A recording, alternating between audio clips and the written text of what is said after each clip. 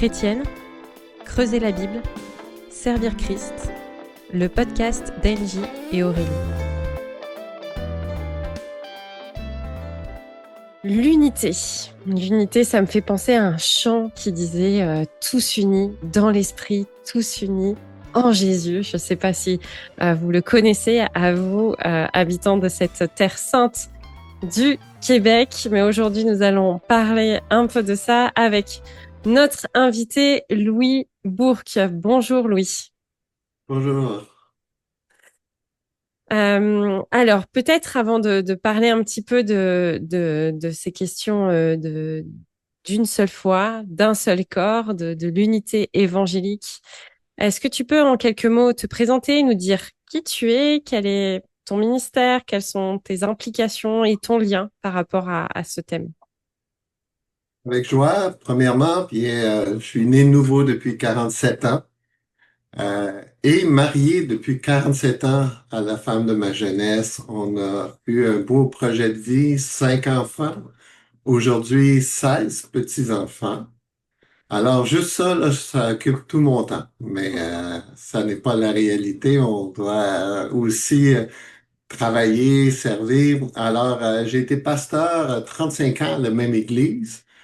On a travaillé à l'implantation de cette église-fille. Et les 9 dernières années, j'ai été directeur général de l'Association des Églises baptistes évangéliques du Québec, au Québec. Et en parallèle, depuis 2018, je suis aussi président du Réseau des évangéliques du Québec, qui est le petit enfant qu'on pourrait dire du CNEF, parce que le CNEF est vraiment une inspiration pour nous. Hmm. Gloire à Dieu. Et je suis vraiment content que tu sois venu partager avec nous. Tu dois savoir que je t'admire beaucoup, je t'apprécie beaucoup et que ce sujet me passionne et je te trouve la personne idéale pour parler de l'unité. Quelles convictions bibliques ou quels passages ont le plus façonné ta passion pour l'unité chrétienne parmi les évangéliques francophones? Bien, certainement la prière sacerdotale de Jésus dans Jean 17, une prière très importante. Jésus est sur le point d'aller mourir sur la croix. Il prie pour sa relation avec Dieu, il prie pour ses disciples, puis il prie pour l'Église. Et à 5 reprises dans la prière, Jésus fait référence à l'unité. L'unité avec son Père, l'unité avec ses disciples, entre ses disciples et l'unité entre les croyants. Et si Jésus, dans un moment aussi important que celui-là, insiste dans sa prière, il aurait pu prier pour beaucoup de choses, mais il prie quand même pour d'autres choses. Mais quand même, de prier pour l'unité, c'est que c'est quelque chose qui lui tient vraiment à cœur Mm. et qui, comme je vais en mentionner tantôt, qui a un impact extraordinaire sur le témoignage de l'Église. De plus, Paul insiste aussi sur l'unité à plusieurs reprises et il mentionne dans Éphésiens 4:3 que on doit conserver l'unité de l'esprit. Autrement dit, c'est quelque chose qu'on a déjà dans notre position dans le ciel. On va vivre l'éternité ensemble. Alors, le défi, c'est de l'expérimenter sur la terre. Donc, comme l'amour, l'unité, c'est un puissant témoignage pour la vérité. Hmm. Je suppose que quand on chemine avec le Seigneur depuis 47 ans, et qu'on a été investi dans une association d'église et puis maintenant dans un réseau évangélique. La question de l'unité a été un vrai défi pendant ce parcours. Est-ce que tu peux nous partager comment justement ces années d'expérience ont influencé ta compréhension et peut-être de prendre euh, de mieux comprendre l'enjeu de l'unité dans le corps de Christ. Mais merci. Premièrement, jamais j'aurais pensé il y a 30 ans que je deviendrais président du réseau des évangéliques au Québec. J'étais beaucoup trop dogmatique pour m'imaginer être là. Je résistais à toute invitation écuménique évangélique.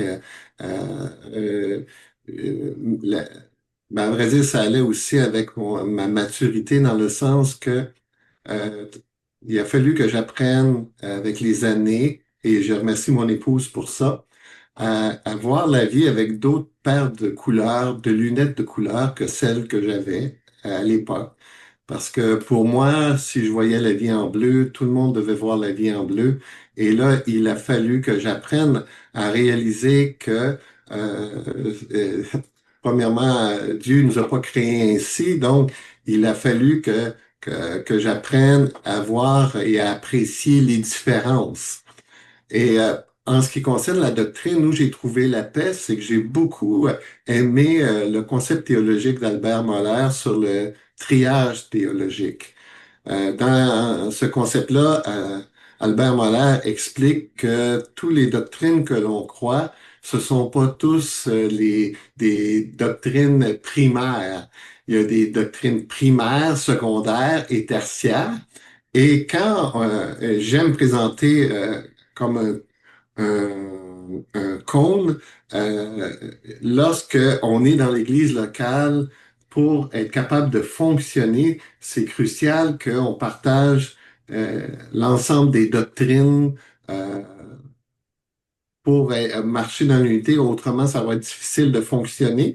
Et lorsqu'on va dans une dénomination, on est obligé d'élargir un peu parce que là aussi, on fait face à toutes sortes de différences doctrinales. Chaque église, même si c'est dans la même famille, croit pas toujours toutes les mêmes choses. Et lorsqu'on va au niveau euh, du REC, eh bien là, c'est encore plus large, la diversité est encore plus grande et donc on doit s'entendre sur des doctrines fondamentales qui nous distinguent de ceux qui sont croyants et ceux qui ne le sont pas, ceux qui sont sauvés et ceux qui ne le sont pas. Mm. Par exemple, l'inhérence des Écritures, le salut par la foi, la divinité de Christ.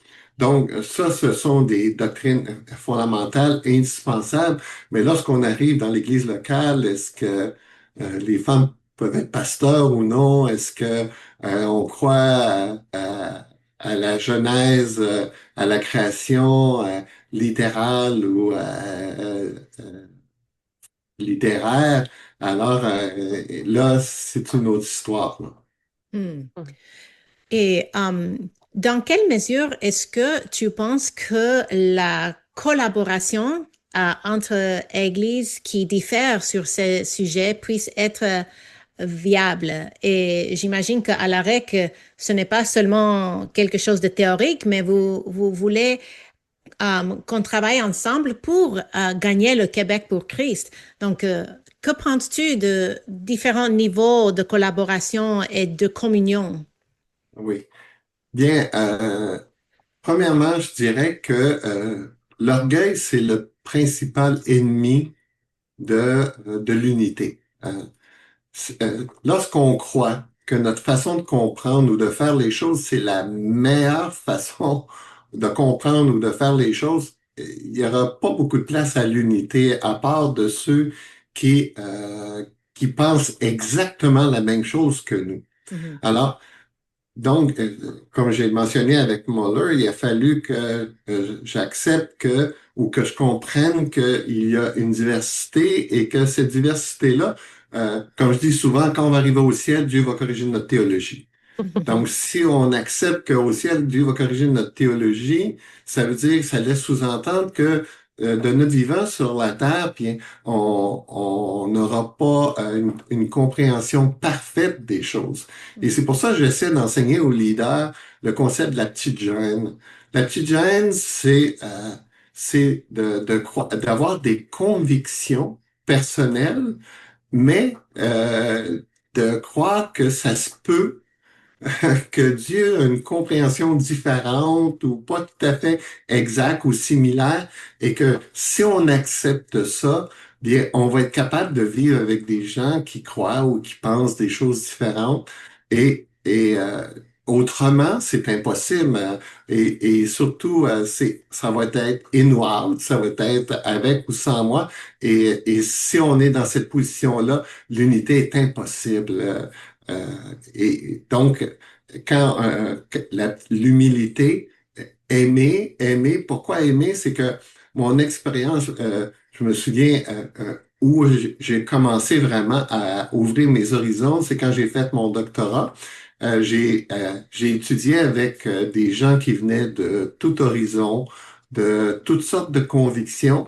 Et ça m'a, en apprenant à les connaître et voir combien ils aiment Dieu, combien ils aiment la parole, qu'ils aiment l'Église, ça n'a pas nécessairement changé mes convictions personnelles, mais ça m'a permis de voir que toute cette couleur-là, un nom d'église que j'aime beaucoup, moi, c'est Mosaïque. Mosaïque, c'est vraiment l'idée de toutes des petites pièces différentes et mis ensemble, ça nous donne un bel ouvrage, une belle œuvre. Et l'Église, c'est un peu ça. Et le défi est dans l'Église locale aussi, là. Si on n'est pas capable de le vivre dans l'Église locale, on le vivra pas avec une organisation comme le REC. Et Mm. si on le vit pas dans la famille, on sera pas capable de le vivre dans l'Église. Alors, c'est comme une chaîne. Et Mhm. souvent, je dis que la maison, c'est un laboratoire de la vie. Et là, c'est quelque chose qui se développe à la maison, dans l'église locale, dans sa famille d'église et finalement avec le REC, une organisation comme le REC. Mm. Et pourrais-tu nous donner des exemples de manière que vous, donc c'est pas dans ma liste de questions, je te lance imprévu, des exemples d'efforts que vous faites pour stimuler l'unité une fois qu'on reconnaît cet obstacle de l'orgueil et ce besoin de l'amour et de l'humilité pour aller de l'avant. Comment est-ce que vous cherchez à créer de l'unité parmi les évangéliques au Québec de Bien, manière concrète? naturellement, comme un exemple, je crois que une des colonnes de la mission du REC, c'est de mettre en commun nos ressources Mm, pour atteindre mieux le Québec.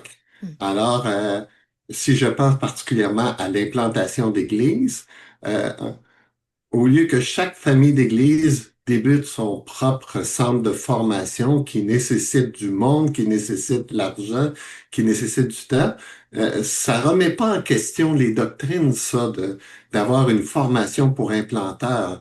Alors, de joindre ensemble les implanteurs mm, euh, et ou de faire des conférences pour les implanteurs de nos familles, ça va vraiment favoriser la question de l'unité. Un autre élément indispensable, c'est un mouvement de prière. On croit que d'inviter les leaders de nos églises à prier ensemble, ça aussi, ça favorise l'unité.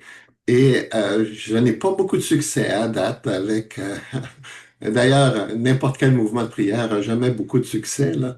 Mais quand même, je persévère et j'insiste pour croire que notre vie de prière ensemble va aussi produire et créer, favoriser l'unité. Jésus a prié. Alors, pour cette unité-là, comme on a dit dans Jean 17, alors je crois qu'on va pouvoir aussi l'expérimenter dans notre vie de prière comme organisation. La question de l'unité est définitivement un défi, même au sein des églises, précisément parce que, eh bien, la question de l'individualisation de la société, la question aussi des revendications, de l'autodétermination, bref, il y a plein de choses qui font que chacun arrive un peu avec sa théologie. Et c'est un vrai défi de pouvoir se réunir, marcher ensemble, partager une confession de foi commune, partager aussi des pratiques théologiques communes. Quel conseil est-ce que tu donnerais aux pasteurs, aux anciens qui sont dans les églises, aux responsables, pour justement persévérer d'une même main dans une vision commune, des outils peut-être qu'ils peuvent utiliser, des conseils très pratiques. Ma tâche principale comme président du REC, serait définie par le mot relation. C'est moi qui travaille les relations avec les familles d'église et qui, à cause de mon âge, mon expérience, j'ai la crédibilité et je travaille avec eux. Maintenant, euh, si les leaders de l'Église n'ont pas n'ont pas réussi à semer une culture d'unité dans l'Église locale, on oublie ça, là, comme je le mentionnais tantôt, on ne pourra jamais vivre ça. Alors, c'est quelque chose qui doit s'expérimenter dans l'Église et je dirais que on a, on- si on développe pas cette humilité dans l'Église locale, bien, et comme non, je l'ai pas dit, euh, les pasteurs n'ont pas juste besoin d'enseigner l'humilité, ils ont besoin d'apprendre à vivre l'humilité. Ils ont besoin de le vivre dans leur congrégation, et d'être capable de vivre avec la flexibilité dans l'Église locale. Il y a des pasteurs qui sont très contrôlants, et s'ils sont très contrôlants, bien, quand ils vont venir avec le REC, pourront pas contrôler, puis ils vont être inconfortables, puis règle générale, ils viennent pas. Les pasteurs très fermés, très contrôlants, ont beaucoup de difficultés. J'étais là, je le comprends, j'étais là. Franchement, euh, les 35 années que j'ai été à l'église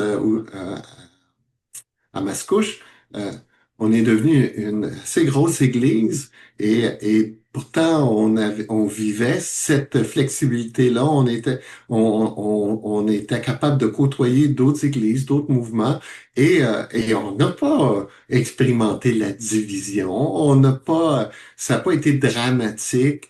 Euh, alors, encourager cette humilité-là. J'ai un autre mot que j'aime beaucoup aussi, flexibilité. Je me souviens, j'ai prêché un sermon là-dessus, sur la flexibilité. Il y a une sœur qui était toute surprise. C'est quoi cette idée-là? Bien, cette idée-là, ma sœur, là, c'est que si tu es dans une église et que tu n'es pas flexible, tu vas être inconfortable. Les pasteurs doivent accepter la flexibilité. C'est tout le concept du corps de Christ, les dons différents. Quand tu parles avec quelqu'un qui aime encourager la cure d'âme, l'exhortation, tout son monde tourne autour de ça. Tu parles avec un évangéliste, lui c'est tout évangélisation, évangélisation. L'autre qui aime l'enseignement, et là ça demande toute cette flexibilité-là d'encourager l'exercice des dons, d'encourager que les gens voient ou vivent les choses d'une manière un peu différente. Et si c'est vécu dans l'Église, bien, ça va être beaucoup plus facile de le vivre avec les autres églises. Et comme un exemple, on encourage à Pâques des ralliements inter-églises, mais si on va à des ralliements inter-églises et qu'il y a toutes sortes de dénominations différentes qui sont là, comment on peut rendre, célébrer les différences dans une rencontre comme celle-là? Et forcément, ça va demander de la flexibilité, de la tolérance, parce que on va voir ou entendre des choses qui sont vraiment différentes. Et je l'expérimente encore aujourd'hui parce que je visite d'autres églises qui sont pas de ma dénomination. Puis des fois, je suis là, puis je suis un peu moi-même inconfortable. Et là, même, je me souviens, dernièrement, j'étais justement dans une rencontre d'une autre dénomination. Et là, j'écoutais, puis là, j'ai dit, ah, comment on va faire pour mettre tout ce monde-là ensemble dans le REC? Parce que j'écoutais le prédicateur, puis là, je me disais, ah, eux autres, là, ils vont réagir, puis tout ça. Et l'Esprit de Dieu me dit quelque chose qui était vraiment encourageant. Il me dit, c'est pas toi qui vas le faire. C'est moi qui va le faire, puis qui va le produire. Alors, j'essaie de pas mettre ça sur mes épaules et de laisser ça à Dieu de produire le miracle de l'unité. Hmm.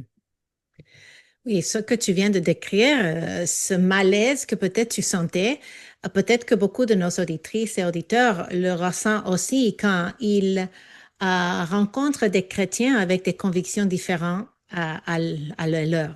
Et comment encouragerais-tu un croyant qui se sent inconfortable avec un autre chrétien qui ne partage pas ses convictions sur des questions secondaires?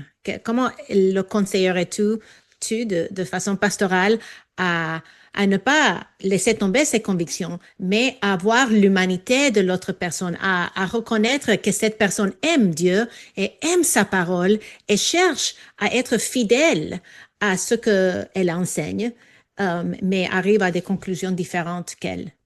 Oui. Bien, tu viens de le souligner. D'être où je suis rendu aujourd'hui n'enlève pas mes convictions. Yeah. J'ai encore toutes, certaines ont bougé. Je pense que c'est normal en vieillissant. On ajuste les choses, mais je suis encore un homme très convaincu de plein de choses et je suis prêt à m'asseoir avec toi pour discuter de mes convictions et des tiennes. Alors, mais il y a des moments pour faire ça et des occasions. Mais ce qui va vraiment faire la différence, qui va apaiser ces inquiétudes qu'on a, c'est d'apprendre à connaître les gens. Quand on apprend à les connaître, je l'ai souligné un peu quand j'ai fait mon doctorat, puis j'ai j'ai côtoyé ses frères et 7 sœurs, il y avait juste une femme. Et que on a été manger ensemble, on a ri ensemble, on a prié ensemble, on a pleuré ensemble parce que j'ai trouvé ça tellement difficile, mon doctorat, là. Moi, je suis pas un intellectuel, alors je suis un gars de terrain. Quand vous passez un après-midi pour écrire 10 lignes, là, ce n'est pas votre force, l'écriture. Et mais de connaître les gens, c'est vraiment ça fait tomber les tabous.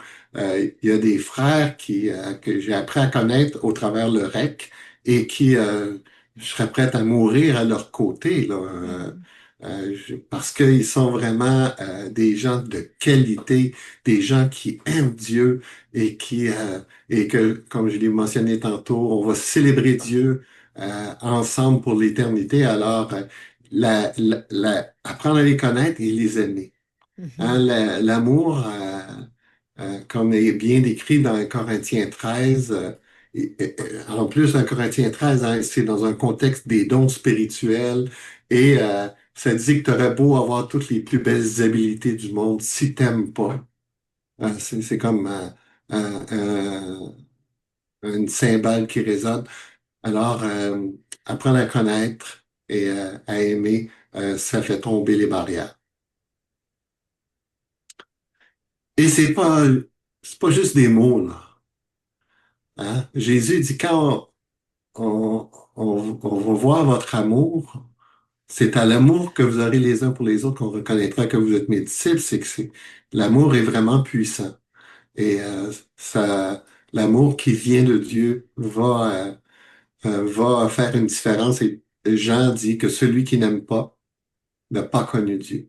Et quand on aime Dieu, quand on connaît Dieu, on aime et ça fait une différence dans nos relations. Mm. Tu me fais penser à un voyage missionnaire que j'ai fait et on a rassemblé des membres de différentes églises pour aller en Inde et faire l'évangélisation. Et parmi les membres de l'équipe était une femme qui était pasteur de jeunesse à une église que je ne connaissais pas. Et j'étais scandalisée parce que à l'époque, dans ma vingtaine, j'étais un peu plus comme toi, que j'étais vraiment dogmatique. Et je disais, mais c'est pas possible, cette femme, elle comprend pas la Bible. Mais, non, non, non, non, non. Et j'étais comme réticente. Mais on a vécu jour et nuit ensemble pendant 2 semaines.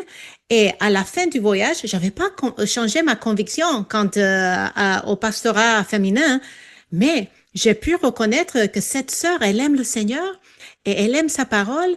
Et je peux avoir une amitié avec elle, je peux la respecter malgré nos différences. Et c'était comme un début pour moi d'être exposée aux gens qui sont différents. Parce que quand aux États-Unis surtout, c'est facile de rester dans une boule et de s'entourer que des personnes exactement comme nous parce que le nombre d'évangéliques est beaucoup plus élevé qu'au Québec et en France. Mais même ici, on peut rester dans sa boule.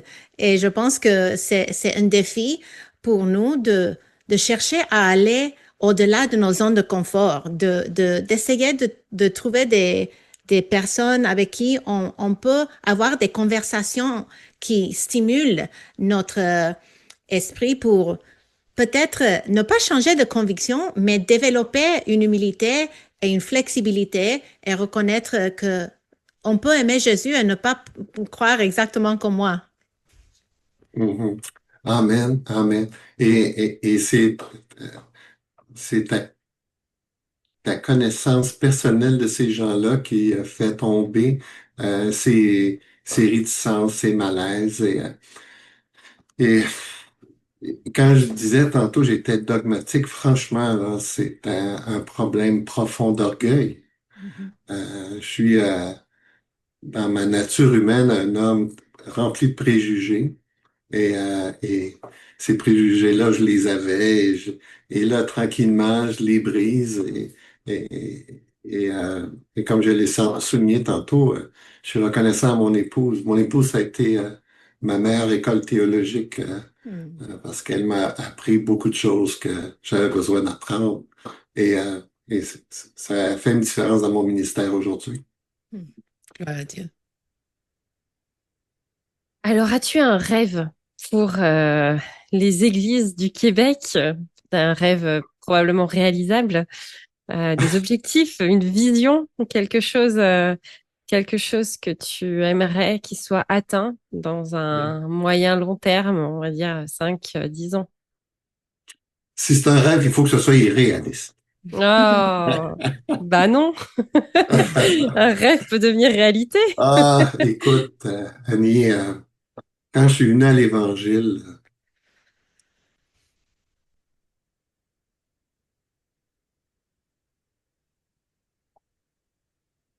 c'était tellement grand. Quand j'ai compris, moi, je faisais de la politique avant de venir dans la foi et je voulais changer le monde. Je voulais changer les systèmes, je crois. Je voulais améliorer le monde. Et quand j'ai compris l'Évangile, j'ai compris que c'est pas le monde qu'on change, c'est les cœurs. Et ça a commencé par mon propre cœur. Mais j'étais convaincu que l'Évangile, et moi je suis venu à l'Évangile dans les années 70, c'était une grosse explosion au Québec, c'était fantastique de partager l'Évangile, les gens s'intéressaient, les gens venaient à l'Église sans hésitation, et j'étais sûr qu'on gagnerait le Québec pour Christ. Et les années ont passé et c'est pas tout à fait ce qui s'est passé. On a gagné certainement une partie du Québec, mais je crois sincèrement que le REC peut faire une différence pour atteindre le Québec. Euh, Pendant tellement d'années, on était chacun de notre côté dans nos paroisses, dans nos barrières, dans nos préjugés. Et là, de le mettre ensemble pour être un front commun.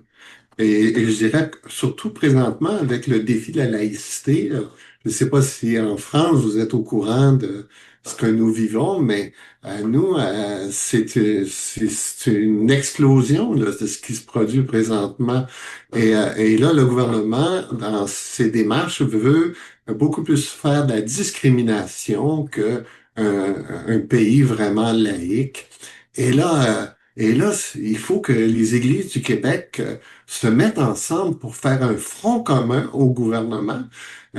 Si chaque petite église reste dans son coin, jamais le gouvernement va écouter Mm. ces voix solitaires. Mais si on est peut-être 300 000 chrétiens au Québec, et si le réseau des évangéliques représente les églises évangéliques et qu'ensemble, on a des moyens d'action qu'on met en commun, qu'on intervient, garanti que ça va faire une différence. Alors, ça serait vraiment fantastique que on puisse, surtout dans cette occasion-là, le combat avec la laïcité, d'être unis ensemble et de pouvoir faire changer l'opinion et les actions du gouvernement. Ça, là, ça serait fantastique. Et c'est drôle parce que j'ai dit tantôt qu'avant de venir à l'Évangile, je faisais de la politique et là, oups, à la fin de ma vie, ça revient comme un boomerang et là, je fais de la politique aujourd'hui et j'aime ça, franchement. Et j'imagine que cela pourrait aussi aider le témoignage de l'Église, non seulement auprès du gouvernement en rayonnant, mais aussi auprès d'autres communautés, d'autres religions. Parce que la laïcité que le gouvernement semble vouloir imposer discrimine les musulmans, les juifs, n'importe quelle communauté qui trouve sa valeur dans sa foi. Et lorsque tu et vous, en tant qu'organisme, représentez la liberté religieuse, vous cherchez aussi la liberté pour nos voisins musulmans et juifs et d'autres religions.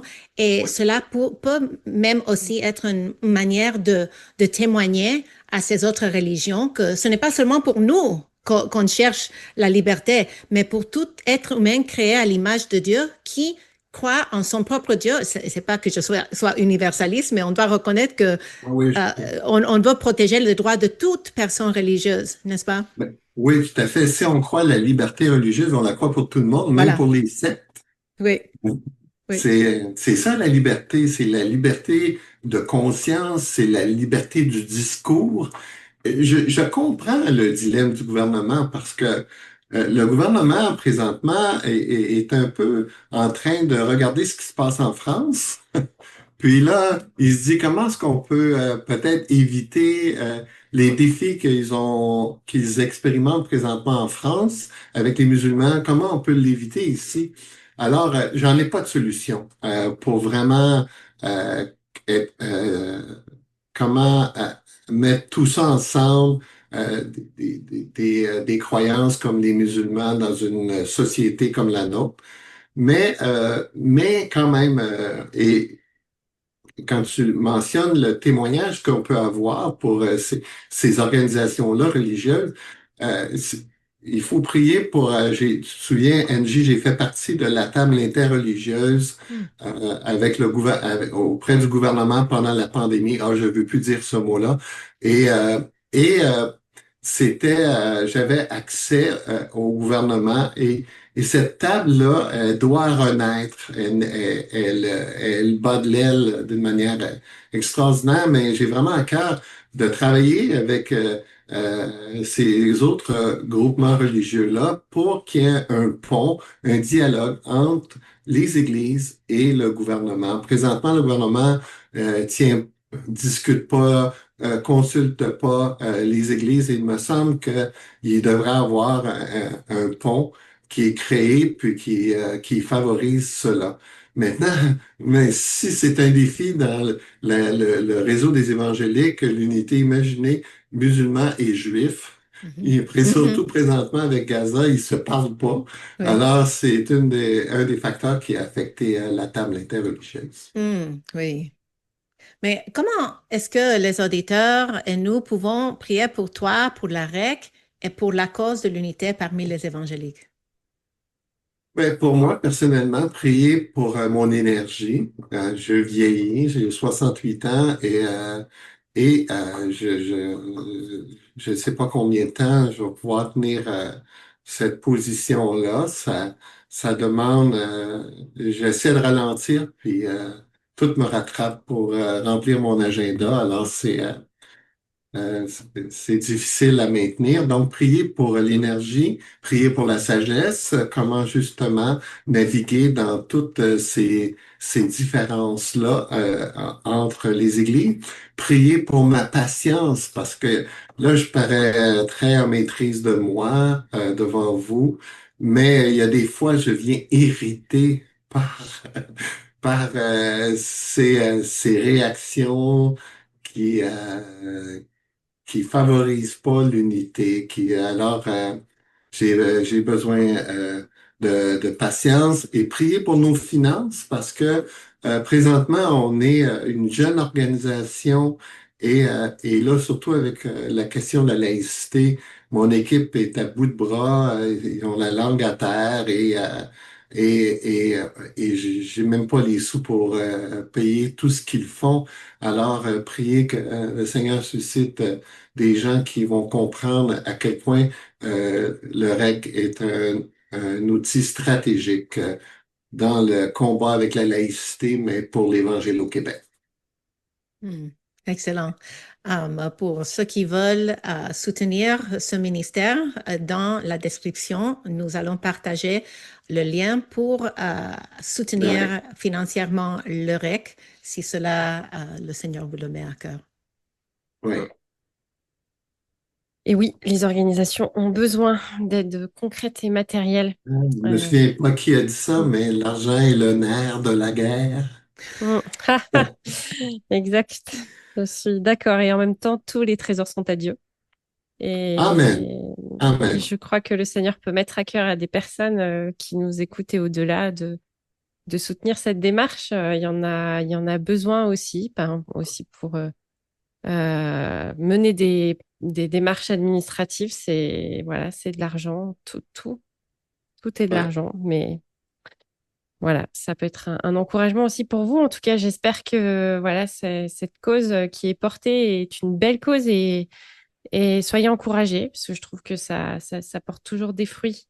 Le Seigneur utilise des hommes et des femmes imparfaits pour mener à bien un projet glorieux et, et voilà, ça nous dépasse, mais en même temps, je crois que Dieu agit dans un pays à travers ses enfants. Donc voilà, soyez encouragés. Nous, on a des fruits de ce qui se passe en France. On a nous-mêmes nos propres défis. Mais voilà, que le Seigneur vous bénisse et vous encourage et qu'il suscite une nouvelle génération qui aurait aussi ça à cœur. Et merci de m'avoir donné l'opportunité de partager mon expérience, mais aussi faire connaître le REC. Et parce que souvent, parce que c'est une jeune organisation, on parle aux croyants du REC et personne n'a entendu parler de ça. C'est normal parce que c'est un mouvement pour les leaders, premièrement, mais quand même, ça nous a permis de nous faire connaître et c'est très apprécié. Parfait. Merci beaucoup. On vous rappelle que vous pouvez nous écrire à chrétienneausingulier@toutpoursagloire.com et bien sûr, tout ce qui a été question sera en lien de cet épisode dans la vidéo YouTube ou sur le site toutpoursagloire.com.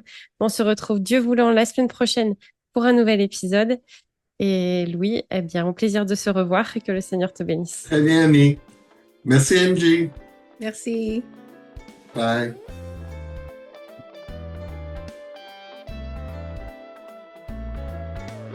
Abonnez-vous à notre blog sur toutpoursagloire.com si vous souhaitez être informé des prochains épisodes. Merci pour votre écoute et à bientôt.